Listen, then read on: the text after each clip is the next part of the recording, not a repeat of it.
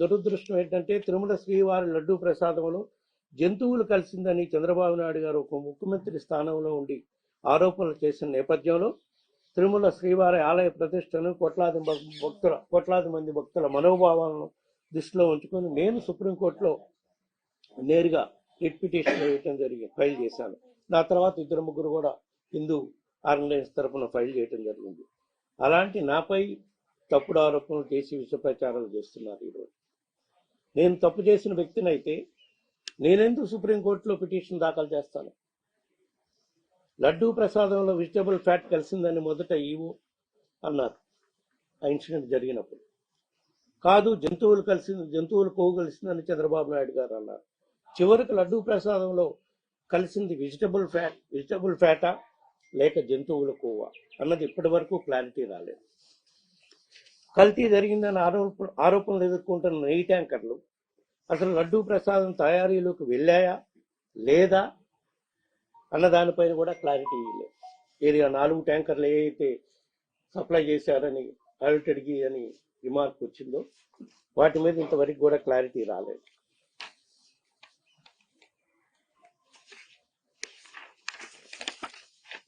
ఏ నెయ్యి ట్యాంకర్ అయినా లడ్డూ ప్రసాదం తయారీకి వెళ్ళాలంటే ఖచ్చితంగా అక్కడ కొంత ప్రొసీజర్లు ఉంటాయి.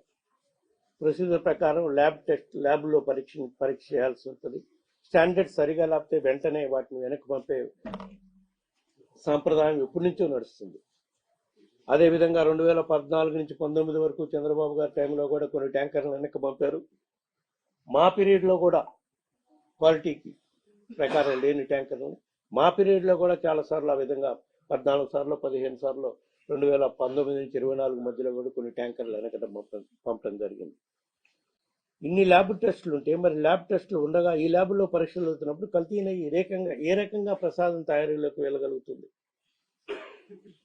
పైగా కల్తీనయ్యి ఆరోపణలు ఉన్న ట్యాంకర్లు 2024 జూన్ జూలైలో వచ్చాయి.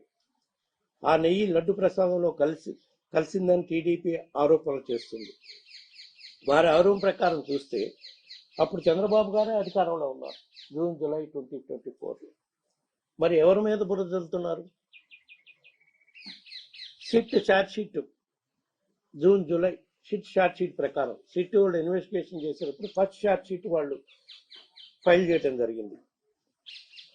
ఆ ఛార్జ్ షీట్లో ఉన్న రిపోర్ట్ ప్రకారం, అది కూడా కాపీ ఉంది మీకు కూడా ఇస్తాను. రిపోర్ట్ ప్రకారం ఈ నెయ్యి ఏ 4 ట్యాంకర్లో అయితే వెనక్కి పంపించామని చెప్తున్న నెయ్యి మళ్ళా ఆగస్టు 24లో వేరు సప్లయర్స్ ద్వారా ఆ నెయ్యి లడ్డూ తయారీలో ఉపయోగించారని సిట్ ఛార్జ్ షీట్ రిపోర్ట్లో మెన్షన్ చేయడం జరిగింది.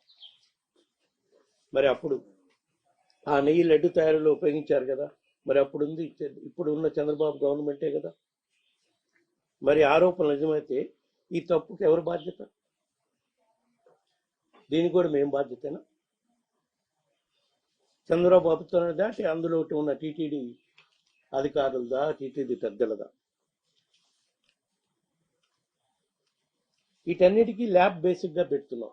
ల్యాబ్ అనేది అప్పుడు పాత రోజుల నుంచి ఉండే అదే ల్యాబ్, ఇప్పుడు ఉండేది అదే ల్యాబ్. ఇంకా మా పీరియడ్లో ల్యాబ్ని ఇంకా ఆధునాతకం చేయడం కోసం ఎన్డీడీబీ సహకారంతో, సిఎఫ్టీఆర్ఐ సహకారంతో దాన్ని మెరుగ్గా అభివృద్ధి చేయడం కోసం నిధులు కూడా ఇచ్చి అభివృద్ధి చేయడం కూడా జరిగింది.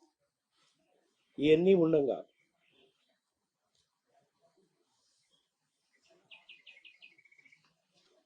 ఈ మధ్య పత్రికల్లో, ఇతర మీడియా సంస్థల్లో 2019-24 మధ్య తయారైన లడ్డులన్నీ కూడా కల్తీ నెయ్యితోనే తయారు చేశారు. దాదాపు 20 కోట్ల లడ్డూలు ఇలానే తయారయ్యాయంటూ సిట్ చెప్పిందంటూ రాస్తున్నారు. సిట్ ఇన్వెస్టిగేషన్ జరుగుతుంటే ఎక్కడ వాళ్ళు డిస్క్లోజ్ చేశారు?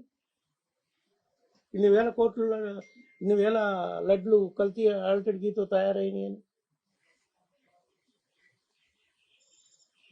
దేవుడి ప్రసాదం మీద నిందితుల రాజకీయాల కోసం ఇలా దిగజారిపోయి ఆరోపణలు చేస్తారా? మీడియా సంస్థలు కూడా నియంత్రణ పాటించకపోవటం విచారకరం.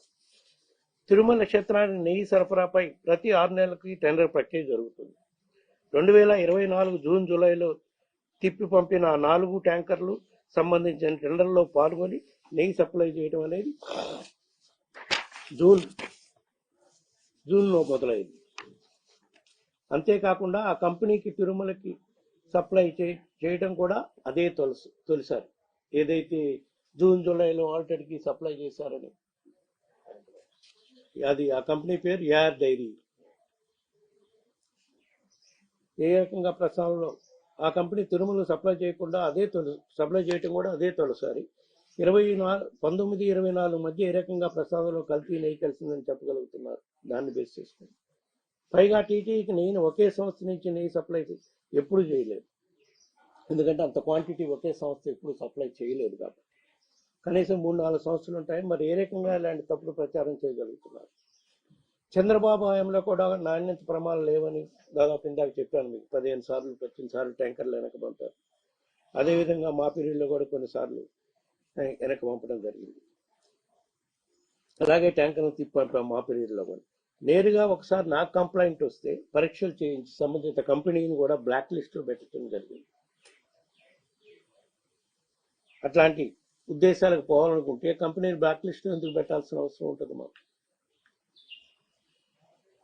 మేము కిలో నెయ్యి 326 రూపాయలకే కొనుగోలు చేశాము. అందువల్లే కల్తీ నెయ్యి కావటం వల్ల ఇంత తక్కువ ధరకి వచ్చిందనే ఒక దుష్ప్రచారం కూడా జరుగుతుంది. వాస్తవం ఏమిటంటే లడ్డు ప్రొక్యూర్మెంట్కి, ఇది ఘీ ప్రొక్యూర్మెంట్కి ప్రతి 6 నెలలకి ఈ రేట్లు మారుతూ ఉంటాయి. ఎందుకంటే టెండర్లో ఒక 6 నెలలకు ఒకసారి పిలుస్తుంటారు. ఒక సందర్భంలో ఒకసారి మాత్రమే ఈ రేటు ఉంటుందని చెప్పలేం. టెండర్లను బట్టి ఈ రేట్లు 400 రూపాయల దాకా మా పీరియడ్లో కూడా 400-475 వరకు కూడా ఈ ప్రొక్యూర్మెంట్ చేయడం జరిగింది. మేము 326 రూపాయల కొనటంతోనే దీనివల్లే నెయ్యి కల్తీ జరిగిందని అదే నిర్ధారణగా తీసుకొని ప్రచారం చేస్తే, చంద్రబాబు గారు పీరియడ్లో కూడా, అది 2014-19లో కూడా నెయ్యి సప్లై చేసిన వాళ్ళు ప్రొక్యూర్ చేసిన ఘీ యొక్క రేట్లు చూడండి ఒకసారి. 276 రూపాయలు, 279 రూపాయలు కిలో, 295 రూపాయలు. మరి ఈ సప్లై చేసిన పీరియడ్లో కూడా మీ కల్తీ జరిగినట్టే భావించాలా? అందుకనే సిట్ విచారణ సమయంలో నేను వాళ్ళు రిక్వెస్ట్ చేశాను, 2 విషయాలు మీరు క్లారిటీగా చెప్పండి అని. మీరు 2014 నుంచి 19 వరకు సప్లైస్ మీద దృష్టి పెట్టి ఎంక్వైరీ చేస్తున్నారు. మీరు చెప్పేది నిజమైతే, ఈ విధంగా కల్తీ జరుగుతుంటే అంతకుముందు నుంచి కూడా ఉండే ఉంటుంది. సో అంతకుముందు 10 సంవత్సరాలు 15 సంవత్సరాలు, మరి ముఖ్యంగా 2014 నుంచి 19 పీరియడ్లో కూడా ఇదే మాదిరిగా రేట్లు కొన్నారు కాబట్టి అప్పటి నుంచి కూడా సప్లై చేసిన వాటిపై కూడా ఎంక్వైరీ చేయాలని చెప్పి డిమాండ్ చేయడం జరిగింది. అప్పుడు ఏ ప్రభుత్వం అన్నా ఉన్నాయండి.